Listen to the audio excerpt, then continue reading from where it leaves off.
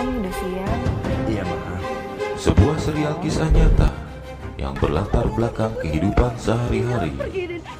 Malam terakhir.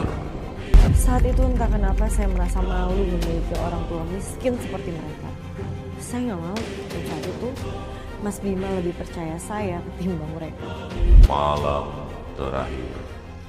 Kali ini mengetengahkan judul Antara Cinta dan Air Mata.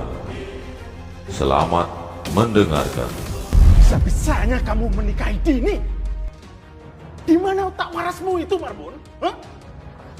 Walaupun Dini itu tidak ada hubungan darah, tapi itu sudah merusak norma keluarga. Maafkan saya, Mbak. Mas, saya benar-benar dijebak. Saya berusaha bersikap baik, tapi oleh Dini disalahartikan. Tapi kamu udah membiarkan dosa itu terjadi kan?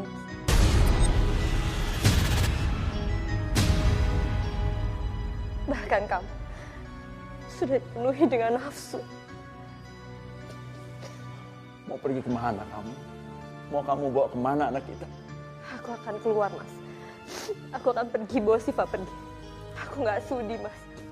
Aku nggak sudi tinggal satu atap sama laki-laki yang sudah mengkhianati pernikahannya. Iya, iya. Semua yang dilakukan Dini sungguh dampaknya cukup luar biasa. Mulai dari hancurnya rumah tangga Tante Nia dan Om Marbun, hingga yang di luar dugaannya adalah meninggalnya Pak Nur, ayah kandungnya Dini. Hingga suatu ketika Dini berpura-pura hamil di hadapan Bima, pacarnya.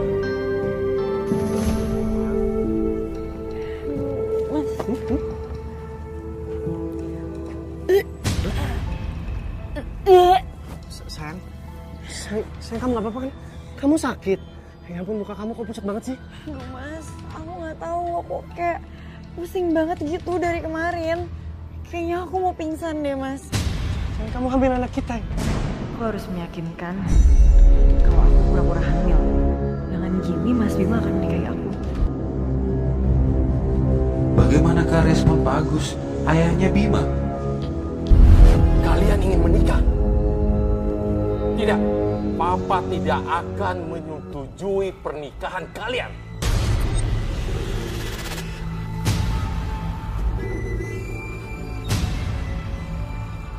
Tapi ada calon bayi di kandungannya Dini, Pak. Apa? Papa sudah sekolahkan kamu jauh-jauh. Tapi ini balasannya. Malah kamu menghamili wanita itu. Pak, tolong maafin Mas Bima Pak. Kita berdua saling mencintai Pak. Saya nggak punya siapa-siapa lagi selain Mas Bima. Diam kamu, Dini. Kamu memanfaatkan anak saya. Keterlaluan kamu, Pak. Dengan atau tanpa restu Papa, Bima akan tetap menikah dengan Dini. Bima, kembali. Jangan pernah bantah Papa. Bima! Bima tetap bersikeras untuk menikahi Dini karena dia sudah terpedaya oleh tipu muslihat gadis itu. Beberapa minggu berlalu saat Dini sedang menuju ke sebuah butik untuk mencoba gaun pengantin pesanannya. Tiba-tiba saja ada sebuah motor melintas dengan kecepatan tinggi hingga akhirnya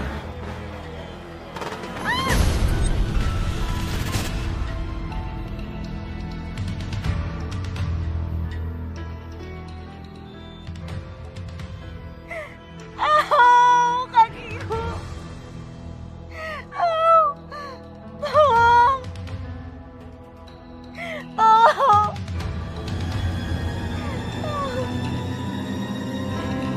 Ini itu keponakan Bapak. Sekaligus istri Bapak. Iya. Dan kami menikah siri di apartemennya. Karena dia menjebak saya. Om Marbun menemui Pak Agus, ayahnya Bima. Kok bisa? Ini berkas yang... Bima, Ini Pak Marbun, suami Dini. Iya Pak, saya sudah pernah bertemu sama Bapak ini. Pak Marbun sudah menceritakan semuanya. Sampai detik ini, Pak Marbun belum menceraikan Dini. Bima sungguh terkejut mendengar hal ini. Papa ingin dengar pendapatmu. Bima nggak akan pernah deketin Dini kalau misalkan Bima tahu dia tuh masih istri orang lain, Pak. Bahkan malam itu ayahnya Dini meninggal karena kelakuan anaknya itu. Jadi bener, Bapak dan Ibu yang waktu itu adalah orang tuanya Dini, orang tua kandungnya? Benar. Apa yang kau tanam, itulah yang kamu petik. Saya mendapat karma atas perbuatan saya sendiri. Itu semua karena saya mencapakan kedua orang tua saya yang sudah menyayangi dan mati-matian mendidik saya. Bukannya membanggakan mereka, saya malah menjadi anak durhaka. Enggak.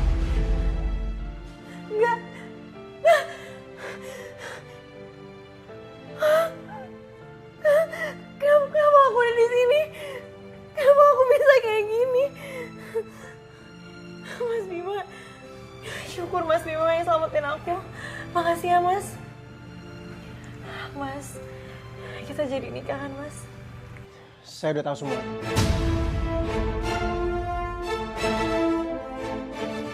Tahu apa ya Mas? Saya udah tahu kalau kamu belum bercerai dengan Pak Marbun.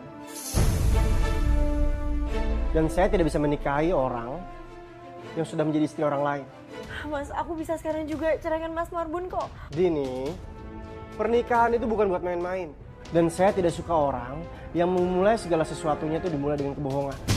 Dan saya udah tahu, Bapak dan Ibu yang waktu itu saya tabrak adalah kedua orang tua kamu.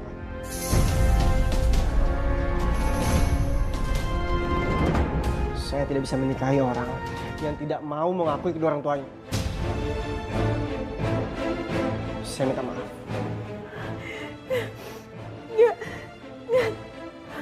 Mas Bima tunggu, Mas.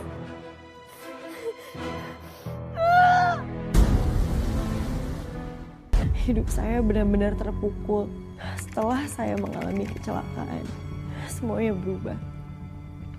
Bima menjauh dari saya. Separuh tubuh saya seperti hilang. Bu, Ibu, saya belum makan, Bu. Saya nggak punya uang. Saya boleh minta makanan nggak, Bu? Enak aja, kamu tuh masih muda. Tapi saya nggak punya uang, Bu. buat Ibu anak sedikit saya. aja, Bu.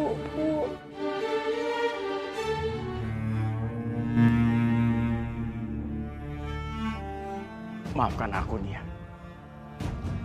Aku janji gak akan pernah merusak pernikahan ini lagi. Aku sayang kamu dan Siva. Aku benar-benar menyesal. Pak, Mama juga gak bisa hidup tanpa Papa. Papa janji ya, Papa gak akan pernah melakukan kesalahan ini lagi.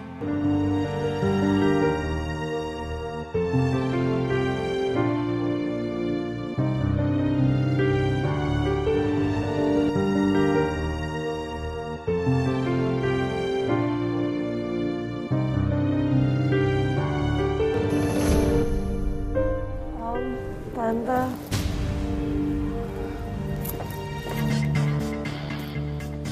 Siapa kamu? Pergi kamu dari rumah saya. Pergi. Tante, ini Dini, Tante.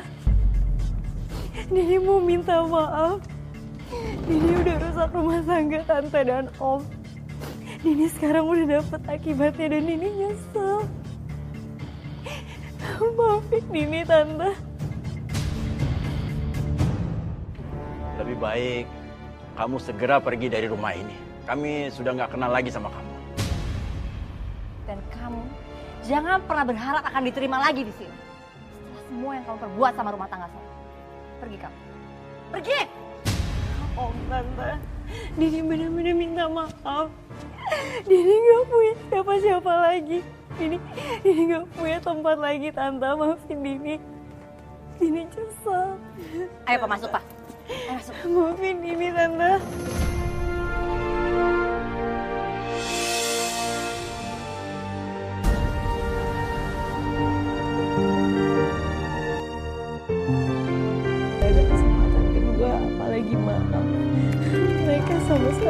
mau menerima saya. Apalagi melihat kondisi saya sekarang. Saya benar-benar sebatang kara dan hampa. Tempat yang mau menerima saya hanyalah orang tua saya. Tapi saya terlalu malu untuk ke sana. Dan ketika bisa kembali ke rumah, saya harus mendapatkan kenyataan yang pahit. Ibu. Dini.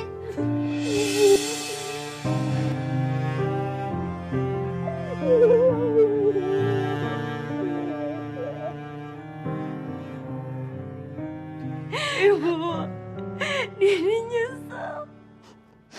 Ibu, sekarang hidup Dini terlunta-lunta, Bu. Dan ini karena dosa Dini sama ibu dan bapak. Ampunin Dini, Bu. Bapak.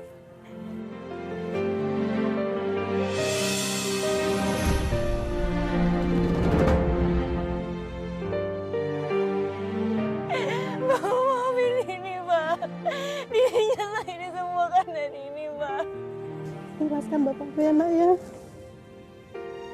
Ini semua salah Dini, Pak. Dini nyesel, Pak.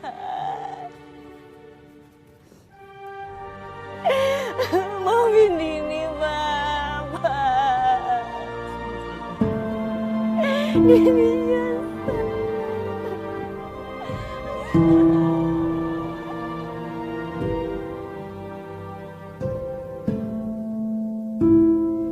Pada saat waktu Dini berangkat dari rumah dengan cara yang tidak tepat, itu yang menjadi persoalan tersendiri. Peristiwa demi peristiwa ini karena tidak ada orang yang mentolerir, tidak ada orang yang mengajarkan dengan tepat. Akhirnya Dini terlena oleh kepribadiannya saat ini. Walaupun akhirnya mengalami sebuah situasi yang mengubah perspektif Dini. Karena tipenya yang tidak bisa diatur, maka lingkunganlah yang mengajarkan Dini untuk berubah. Itu catatan buat kita. Kalau kita tidak mau berubah, maka keadaan yang mau berubah. Dan ingat, Allah begitu luar biasa mengajarkan manusianya. Saat manusia tidak bisa berubah, maka situasi yang akan menampar dirinya untuk berubah. Suatu pembelajaran buat kita. Penting untuk digambarkan di sini adalah bagaimana untuk kita berubah menjadi yang lebih baik.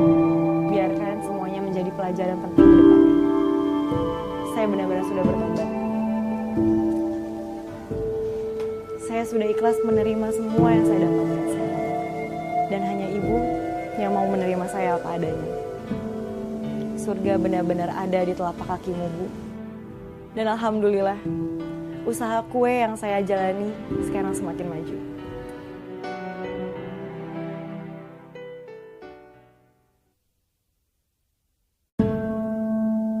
Nah, para pendengar yang budiman, itulah akhir dari cerita Cinta dan Air Mata.